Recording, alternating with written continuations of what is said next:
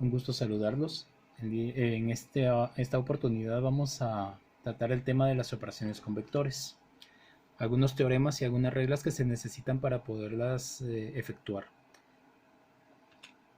Como recordarán, los vectores eran representados por flechas que nos indicaban el sentido y la dirección.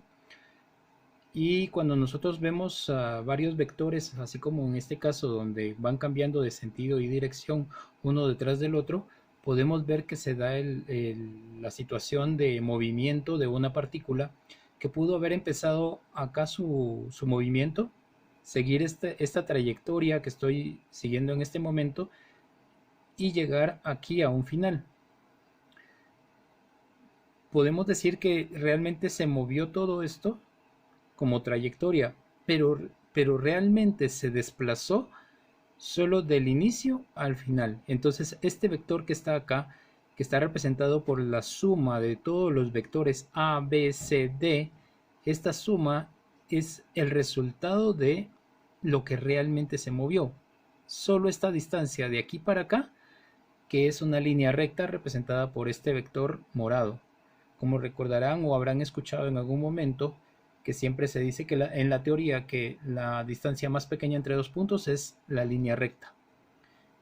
Entonces podemos observar acá la diferencia entre trayectoria, que es el camino que se recorrió, y distancia, que es realmente el vector que nos va a decir cuánto se movió realmente. Cuando los vectores parten de un mismo vértice, como en este caso, podemos observar aquí el vector J, el vector K y el vector I. Cuando nosotros los sumamos, vamos a obtener una resultante que va a ser un vector quizás un poco más grande porque va a ser la unión de los tres y que va a tener una dirección propia diferente a las direcciones de todos los vectores que sumamos. Entonces por eso podemos decir que el vector A es el total de todos los vectores que estamos viendo representados en esta oportunidad, partiendo todos del mismo punto. El producto de los vectores se puede dar de dos formas. Y la primera es cuando un vector se multiplica por un escalar, como en este caso que tenemos acá. El vector inicial sería este vector menos 1,2, que tiene cierta medida, y como pueden ustedes comprobar al ver el otro punto, el menos 1,2 se convierte en menos 2,4. Para que esto suceda, lo que tuvo que haber pasado ahí fue que se multiplicó por 2 o que se duplicó. Y eso se puede notar en la magnitud de la flecha, donde podemos ver que esta es el doble de esta. Eso sería una forma de multiplicación que tenemos. La otra forma de multiplicación es cuando tenemos dos vectores en esta manera, donde tenemos el vector U y el vector B, ambos en verde para poder simbolizar que son los dos vectores que se están multiplicando, y como resultado tenemos un vector nuevo que está perpendicular a ellos, que es el vector multiplicación de los dos. Entonces esas serían las dos formas de multiplicación que vamos a tener. Este año no las vamos a ver, solo vamos a quedarnos con la suma. Sin embargo, es bueno que ustedes ya tengan conocimiento de su existencia. Entonces, ya concentrándonos en la suma de vectores, esta suma se puede hacer con tres procedimientos. El primer procedimiento que tenemos es el método gráfico, donde vamos a necesitar que dibujarlos exactamente. Aquí necesitaríamos medidas exactas en cuanto a magnitudes y a ángulos para que nosotros podamos tener esta situación. Lo que se hace es que ustedes van a dibujar los vectores que están sumando, colocando donde termina uno, es como hacer un nuevo plano cartesiano para poder ubicar el otro con su ángulo de dirección, y al finalizar ese colocamos otro plano cartesiano para ubicar el tercero. Y de esa manera entonces lo único que tenemos que hacer es medir con una regla la medida de la magnitud, perdón, de este vector resultante, y esa medida es el valor del resultado de sumar los tres vectores. Asimismo, se puede medir también el ángulo, que sería la dirección de este nuevo vector resultante. Aquí hay dos ejemplos. Este ejemplo es de distancias y este ejemplo es de cuatro fuerzas que se están sumando. De igual manera, la fuerza resultante es la medida de esta magnitud, la magnitud de este vector. Entonces, esto pues hay que hacerlo con medidas exactas, como les decía, pues con una representación donde podemos tomar en cuenta que, por ejemplo, un centímetro puede ser la escala de comparación con un metro. Podemos representar con centímetros los metros que tengamos, o kilómetros quizás, o en este caso los newton, que veremos más adelante y ustedes ya sabrán de qué se trata. Siguiendo con la suma de vectores, entonces el segundo método es el método del paralelogramo. En este método nosotros lo que vamos a tener es dos vectores sumándose, como en este caso, y vamos a tener, en este caso tenemos el vector, este vector que está acá, que es el vector A, y este vector de aquí, que es el vector B. Estos dos vectores nos tienen que formar un paralelogramo tomando esta medida y ángulo exacto aquí mismo. Miren, esto es lo mismo que esto. Si se dan cuenta, se ven paralelas.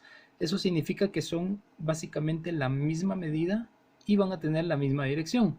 De igual manera hacemos con el vector B. Si se dan cuenta, esta distancia que hay aquí es la misma distancia que hay aquí en el vector B y también están completamente paralelos. Al centro de este paralelogramo vamos a dibujar una diagonal que está en este caso en este vector rojo, que nos está diciendo que es el vector A menos B. Ahora, ¿por qué A menos B en este caso? Porque acuérdense que la suma y la resta solo dependen de la dirección que tienen los vectores. En este caso, el vector A tiene una dirección positiva hacia acá y el vector B, miren, va contraria a esa dirección, por lo tanto el vector B es un vector negativo. Por eso vamos aquí realmente a hacer una resta. Acá tenemos el ejemplo de la suma. En este ejemplo tenemos también el vector A y el vector B, y como pueden ver, las dos direcciones y los dos sentidos van para el mismo lado. Por eso es que aquí vamos a sumar, porque los dos serían positivos. Entonces, al centro tenemos nuestro vector resultante A más B, igual que en el anterior. Cuando nosotros hacemos esto, siempre nos va a quedar un triángulo. Por lo general va a ser un triángulo oblicuángulo. Por lo tanto, vamos a utilizar la ley de cosenos, como lo estamos viendo en este caso acá, para poderlo resolver. Ya ustedes en matemática han visto el video de triángulos oblicuángulos y la teoría que se les ha enviado, y está la teoría de su libro también, entonces tienen que aplicarla ahora acá. El tercer método es el método más extenso, que se llama método de componentes. Este también es conocido como método analítico y consiste en tomar a cada vector como participante o como hipotenusa de un triángulo rectángulo, y por lo tanto, aplicando el teorema de Pitágoras y aplicando las identidades trigonométricas, se va a descomponer el vector, como ya lo habíamos visto en el video anterior, en sus dos componentes, en X y en Y. Para esto, como pueden ver acá, aquí tenemos aplicada el teorema de Pitágoras. La fórmula del teorema de Pitágoras la tenemos aquí aplicada, donde podemos ver que Rx es la componente en X de la resultante, que es esta de acá, que va a consistir en sumar las dos componentes de A y B en X. Y R en Y es esta distancia de acá, donde podemos observar que si sumamos A en Y y B en Y, vamos a tener el total, que es R en Y. Entonces, para esto, tuvimos que haber descompuesto los dos, y aquí tenemos la forma en que se va a descomponer. A en X va a estar dada, si es que es esta distancia de aquí, Si se dan cuenta, la dirección de A es este ángulo que está aquí con una flecha verde, y entonces podemos ver que A en X está adyacente a ese ángulo, por lo tanto vamos a trabajar con coseno. Y A en Y está opuesta al ángulo, por lo tanto lo trabajamos con un seno. Este módulo de A y A es la magnitud del vector A. Y lo mismo hacemos con B en X. B en X está también adyacente al ángulo de dirección de B, que está aquí en esta flecha amarilla, y vemos que también está adyacente, por lo tanto trabajamos con coseno, y aquí está opuesta, por lo tanto trabajamos con seno. Haciendo estas descomposiciones, entonces los resultados que tenemos aquí son los que se van a sumar acá. Haciendo la sumatoria de todos los que están en X y todos los que están en Y, nos va a dar los resultados o las resultantes en R en X y la resultante R en Y, que son los que vamos a meter aquí a nuestro Pitágoras después, para encontrar el valor de la magnitud R, que es esta línea negra, esta flecha negra que tenemos al centro acá. Y para encontrar el ángulo de dirección de la resultante, que es este de aquí, vamos a utilizar la función tangente, pero en inversa, como recordarán que ya lo vimos en clase. Para desligar la función tangente del ángulo, lo que hacemos es que la pasamos como inversa al otro lado del igual, y por lo tanto pues esto nos va a dar ya el ángulo de dirección y la resultante. Entonces la teoría que ustedes tienen que manejar pues es esta, teorema de Pitágoras. Definitivamente tienen que repasarlo y recordarlo y manejarlo bien. Las funciones trigonométricas, que ya las vimos en clase, ustedes ya han hecho bastante trabajo sobre ellas, ahora es la aplicación de estas también. La ley de senos, que también están trabajándolo paralelamente en matemática con los triángulos oblicuángulos. Y la ley de cosenos, que también es para aplicarla en triángulos oblicuángulos. Recuerden, la ley de senos se utiliza cuando conocemos dos ángulos y un lado, que la única relación que tiene que haber es que un ángulo tiene que estar opuesto al lado conocido. Si nosotros conocemos el ángulo y el lado conocido, esto pasaría a ser nuestra razón conocida. Y luego pues solo tenemos que conocer otro ángulo para conocer un lado desconocido. Mientras que en la ley de cosenos lo que necesitamos saber son dos lados que están unidos en el mismo vértice y el ángulo que está entre ellos dos, para aplicar cualquiera de estas fórmulas. Bueno, entonces chicos, esto es la teoría.